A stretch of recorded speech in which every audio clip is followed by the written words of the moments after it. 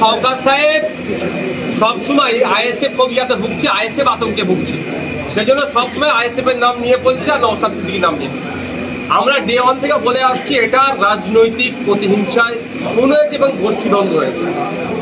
আজকে অফিসিয়ালি যেটা আমরা বলতে পারছি সেটা হচ্ছে কি, তৃণমূলের চালতাবেড়িয়া অঞ্চলের নেতাকে খুন করলো, আবার সেই চালতাবেড়িয়া অঞ্চলেরই অন্য এক নেতাকে গ্রেফতার করলো।